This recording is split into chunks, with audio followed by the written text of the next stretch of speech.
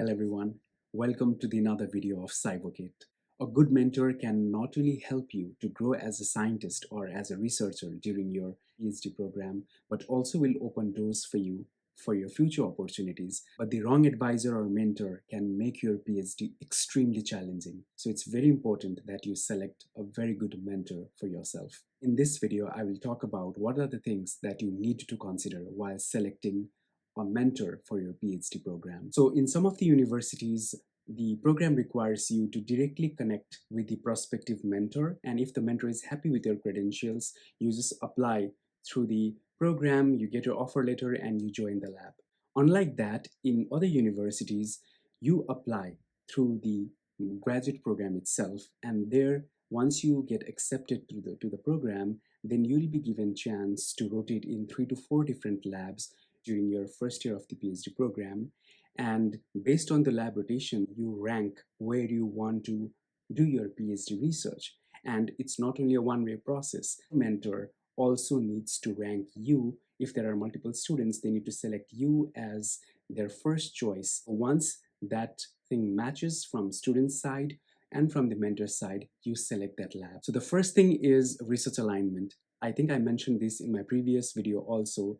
It is very important that your research interest matches to the research work that is being done in the particular lab. It should not be that the research interest should match like 100%, but if you have inclination towards the research work that is going on in the lab and you have some experience beforehand to pursue research in that niche, then you are definitely a good match for that, because you just don't want to end up being in a lab where you don't have any prior experience about the subject, and it will just make your PhD program difficult. So it is important to have some research alignment with the lab. So the second important thing is mentorship style. So does the mentor expect you to independently lead the project, or the mentor is very hands-on and meet the students frequently? Understanding the style of mentorship is very important because it determines what kind of guidance and support you will receive from the mentor during your PhD program. That brings to the third important point, which is lab environment.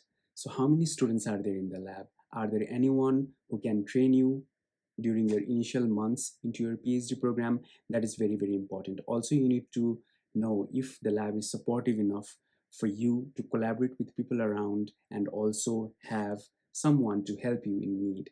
The important thing is funding. I think I talked about it in my previous video also. If there is no funding, then the mentor might not even take the students, but sometimes you need to be aware the funding situation of the lab. So based on that, it sometimes depends if you will be graduating sooner or later. So you need to be aware of the funding situation of the lab. Another important thing is the communication style of the mentor. It is very important to know how often the advisor meets with the students, how often they have one-to-one meetings, and does the advisor have like an open door policy? Whenever you have questions, you can just go and ask. Those are some things which you need to be aware of. And also it is very important to know if the advisor is approachable or not. So it is not good if you fear that what might the advisor say if you go and ask a question. So that should not be there. So there should be some sort of easiness between the advisor and the students. Another important thing I cannot emphasize enough is the career support. So you need to make sure that the advisor has a tendency of sending students to national or international conferences or even the local conferences.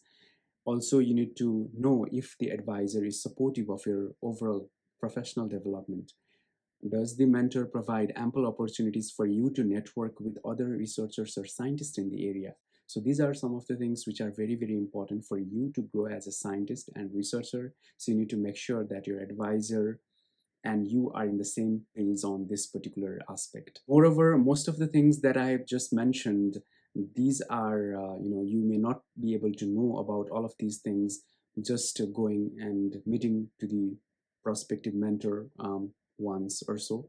I think it is important that you talk with the present students who are working in the lab or any alumni who were there in that lab before you can email them and get to know a little bit about the working culture of the lab and the mentoring style of the mentor, because mentoring style might be different from one student to another student.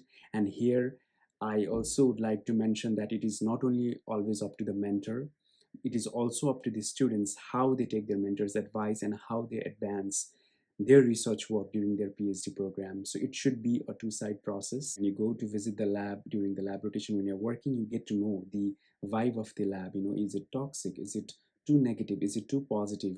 Is it, you feel that it's very easy to work in this particular lab when you during your rotation time. I think that time you'll have an idea if you can stay in that lab for 4 or 5 years during your PhD or not, because it is a very important decision that you'll be making.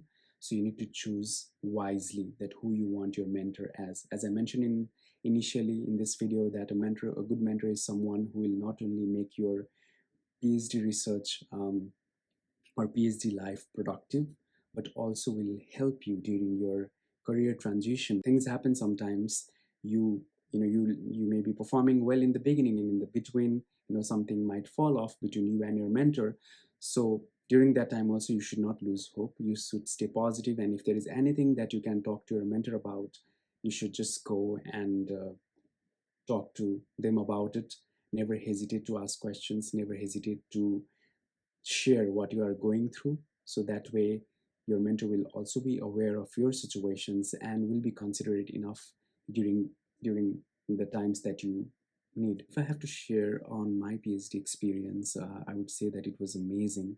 I could not have asked more than what I got.